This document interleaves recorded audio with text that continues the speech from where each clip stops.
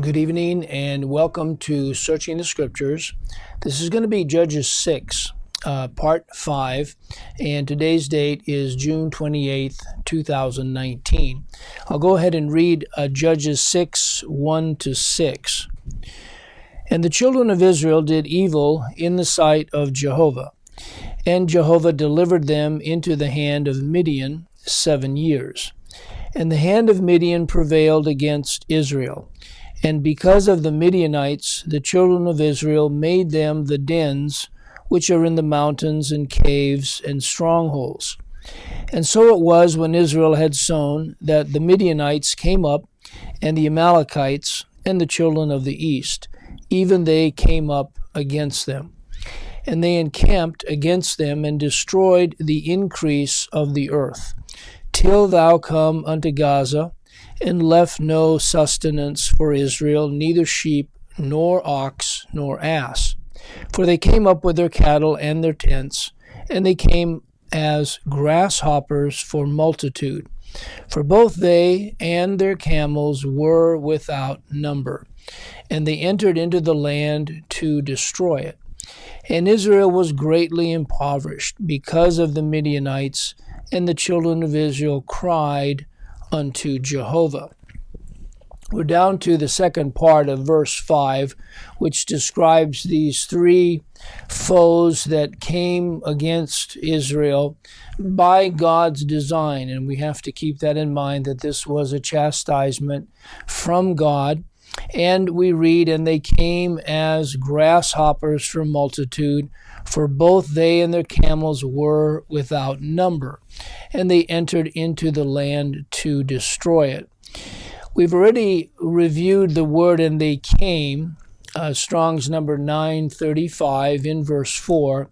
So we want to take a look at the terms grasshoppers and for multitude, which again are referring to these three heathen nations, the Amalekites, the Midianites, and the children of the east.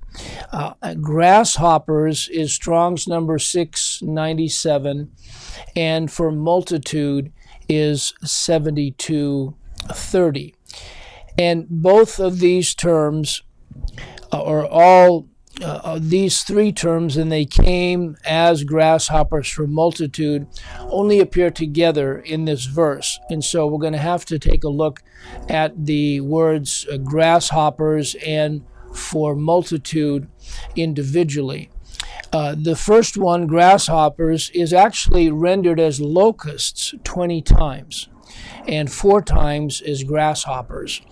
And we're going to encounter it again when we get to Judges 7:12, which is a passage that is similar to Judges 6:5.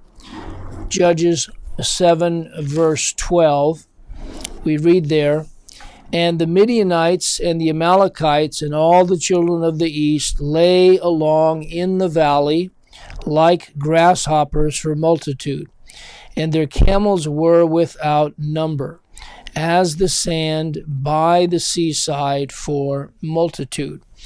Now, this word grasshopper, which is Strong's number 697, stems from a root word or parent word, which is 7235, Rabbah, and it's primarily translated as multiply or increase. And this term grasshopper or locust reminds us of the plague of locusts, one of the 10 plagues that God brought upon Egypt to show his mighty power. And we read about this in Exodus 10:4 and 12 through 14. Exodus 10:4 and 12 through 14. "Else, if thou refuse to let my people go, behold, tomorrow will I bring the locusts into thy coast." And then 12 through 14. "And Jehovah said unto Moses, stretch out thine hand over the land of Egypt for the locusts, that they may come up upon the land of Egypt, and eat every herb of the land, even all that the hail hath left. And Moses stretched forth his rod over the land of Egypt, and Jehovah brought an east wind upon the land all that night, and all that day and all that night. And when it was morning, the east wind brought the locusts. And the locusts went up over all the land of Egypt, and rested in all the coasts of Egypt. Very grievous were they. Before them there were no such locusts as they, neither after them shall be such. Now, additionally, we also find this same word in Deuteronomy 28. And of course, Deuteronomy 28 is a chapter where we find a list of God's blessings and a list of God's curses, and both of those are contingent on Israel's ability to either obey God's word or to disobey his word. This we find in verse 38 of Deuteronomy 28. So let's go there. Deuteronomy 28, verse 38. Thou shalt carry much seed out into the field, and shall gather but little in, for the locust shall consume it. Again, these are various judgments that God brought for their disobedience. Now, we understand that locusts are indicative of God's judgment. Furthermore, the Israelites, in the historical context, were being chastised at this time by these three opposing nations. And it was a long period of time. It was 7 years. And 7 is a number that points to the perfection of whatever God has in view. And what's in view is disobedience, is chastisement for disobedience, because we note this cycle. We start off with rebellion, and then there's chastisement. Then they cry out to God for a deliverer, and he delivers them, and then there's rest, and it starts all over again. Now, it's interesting by contrast, speaking about locusts, that in our day, in the day of judgment, we find that this is predominant in our day, as well as we read a passage like Revelation 9, 1 through 11, as God is working in and through his people who are named or called locusts, and that is because God and his people are declaring to the world that we are under the judgment of God, and they're also feeding sheep. It's a dual commission that we've been given. But it's very interesting that God likens his people, because they are bringing judgment with God. They are not acting independently. It's always done God works in and through his believers to do it, just as he did during the day of salvation. God worked in and through his people to declare the gospel to the nations of the world. And this was the essence of the Great Commission. Now, let's read Revelation 9, 1 through 11. Revelation 9, 1 through 11. And the fifth angel sounded, and I saw a star fall from heaven unto the earth.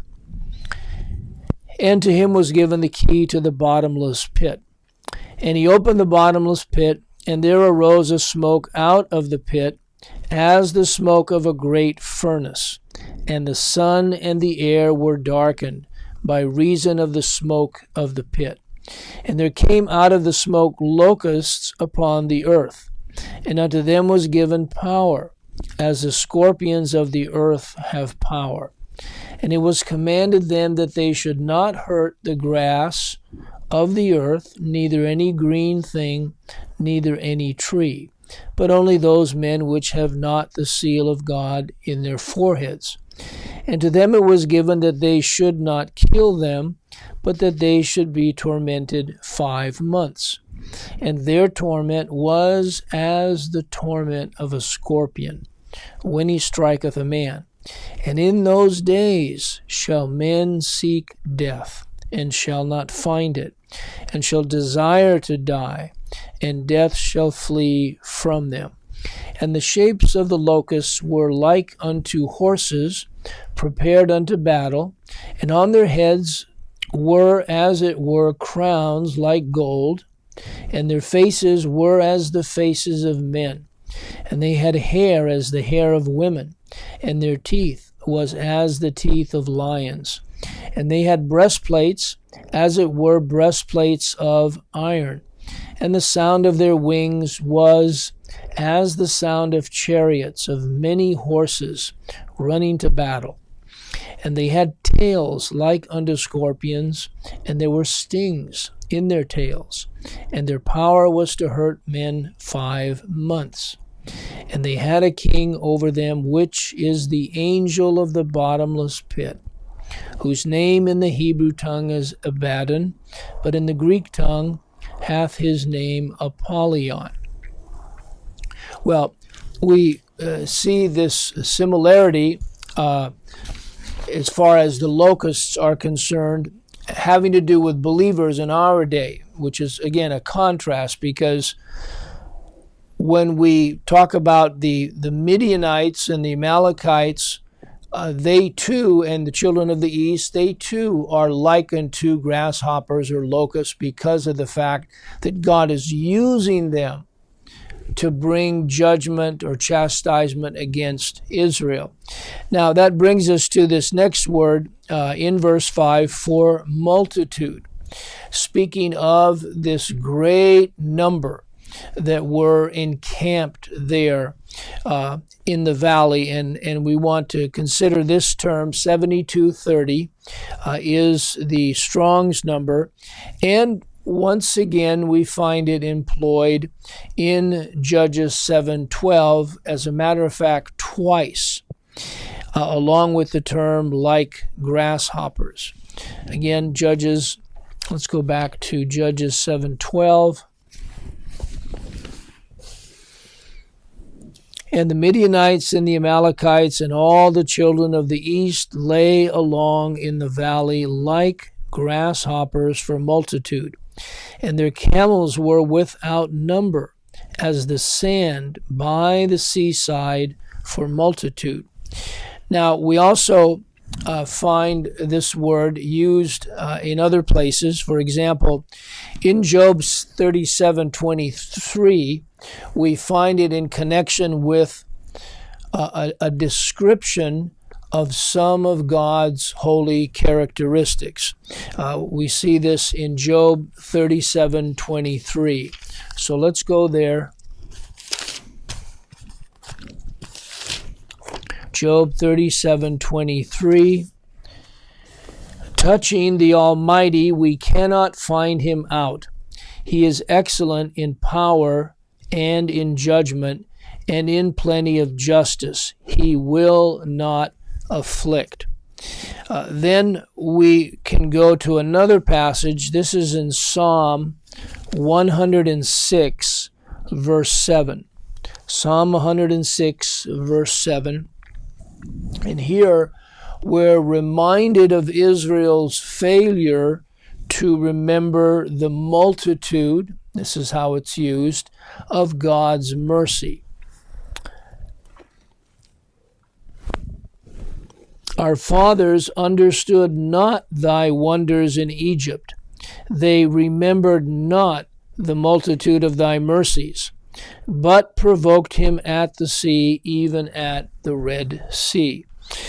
We can also go to Lamentations 1, verse 5. Lamentations 1:5. Here we read, her adversaries are the chief, her enemies prosper, for Jehovah hath afflicted her, for the multitude of her transgressions. Her children are gone into captivity before the enemy. So again here we find this translated for the multitude, which is primarily how it's used. Also, Deuteronomy 28:62. Deuteronomy 28:62. We find this expression there as well. And ye shall be left few in number, whereas ye were as the stars of heaven for multitude, because thou wouldst not obey the voice of Jehovah thy God. We can think about the promise that was made to Abraham and by extension to the other patriarchs as well, that their seed would be as the stars of heaven, or would be as the sand of the sea. However, we find that they did not obey God, and so God brought chastisement. Deuteronomy 10:22 actually speaks about that promise that was given to the patriarchs. Thy fathers went down into Egypt with 70 persons, and now Jehovah thy God hath made thee as the stars of heaven for multitude. Well, lastly, we can go to a passage like Psalm 37:11, and here we find a reference having to do with the elect and their eternal inheritance. Psalm 37:11.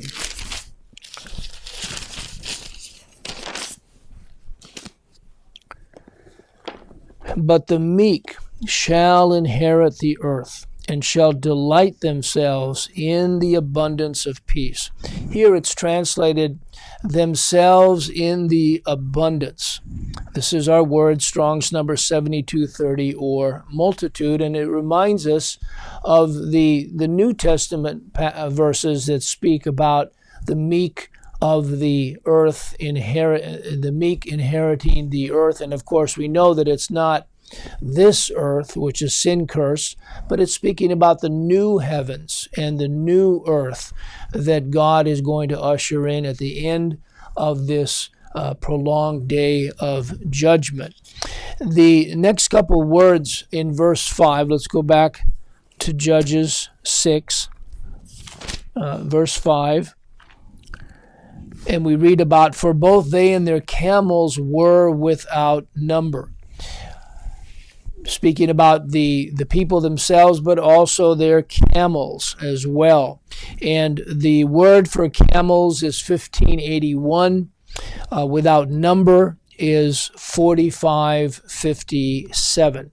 And once again, we find these same words repeated in Judges 7:12. So God is bringing us back to Judges 7:12 now 3 times. And the Midianites and the Amalekites and all the children of the east lay along in the valley like grasshoppers for multitude, and their camels were without number, as the sand by the seaside for multitude. Were without number is 4557. Again, camels 1581.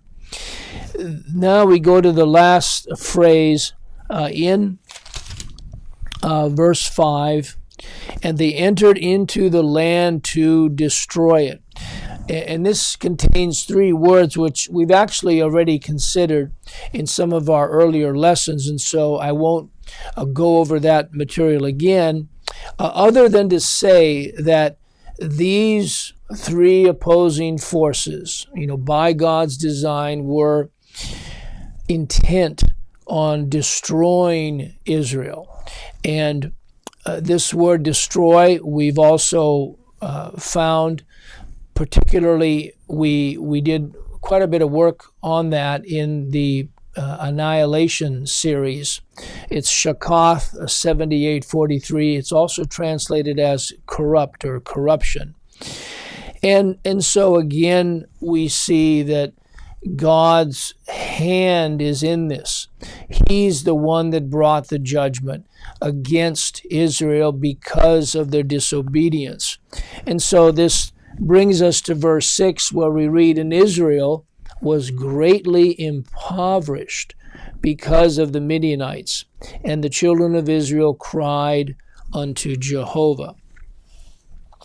The word greatly impoverished, actually two words. Greatly is 3966, and impoverished is 1809. We've already looked at the phrase, "the children of Israel cried unto Jehovah," which is comprised of four words, and we've seen that repeatedly as we've gone through the book of Judges, because this is what happens when they get to that part of the cycle where they can't take the chastisement anymore, and so they cry out to God, and then God very mercifully brings a deliverer. And in this case, we're going to find out when we get to a little further down in the chapter, we're going to get to Gideon. And he is going to be the deliverer. He is going to be the judge at this time. Now, excuse me, we find that these two words, was greatly and impoverished, are only found in two other citations, but they're actually quite significant citations. Again, was greatly is 3966, and impoverished is 1809. Excuse me, I'm going to get some water.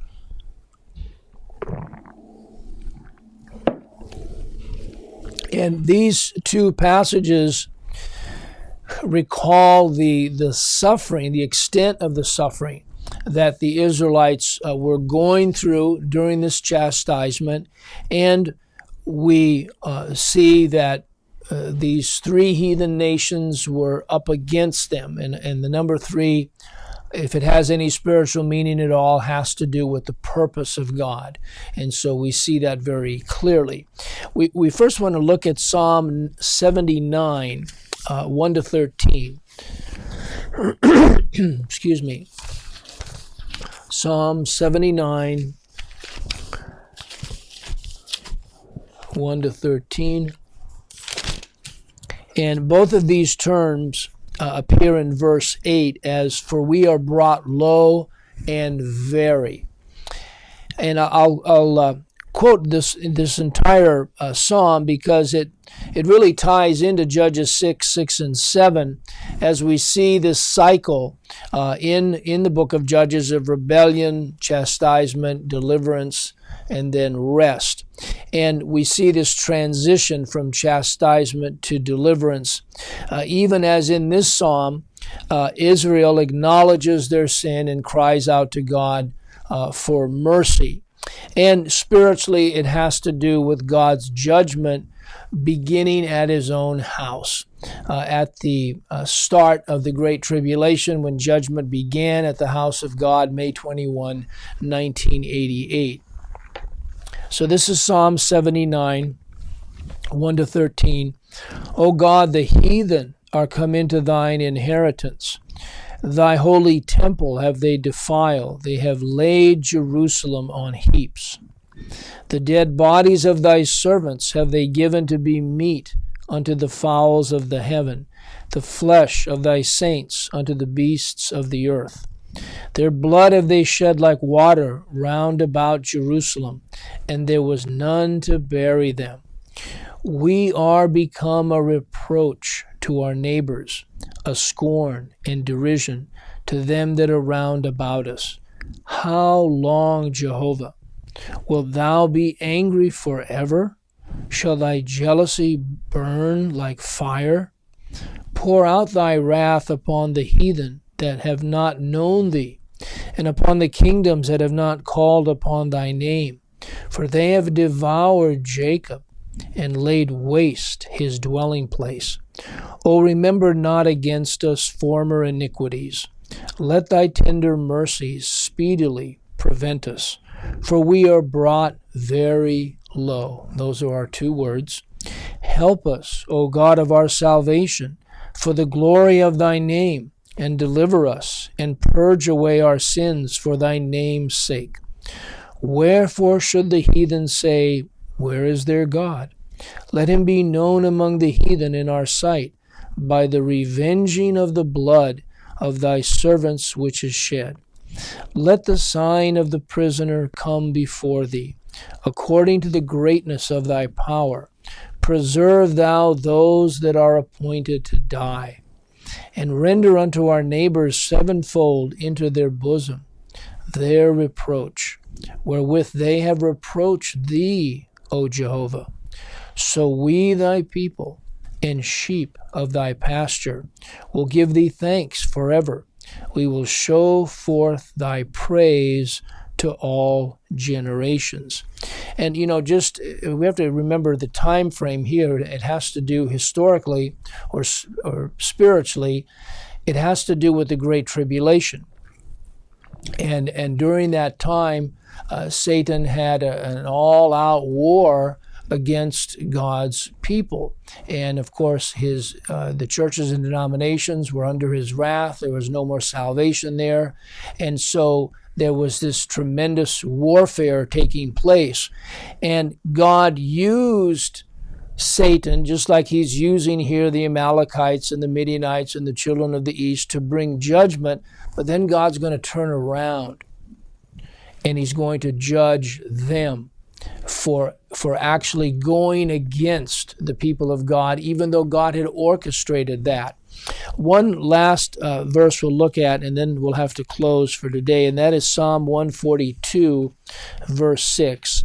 That was the second passage where we found these two words together. Psalm 142, verse 6. Attend unto my cry, for I am brought very low. Deliver me from my persecutors, for they are stronger than I. Well, Lord willing, in our next study, we are going to go right into the next verse, verse 7, and we'll start there. And I hope you can join us.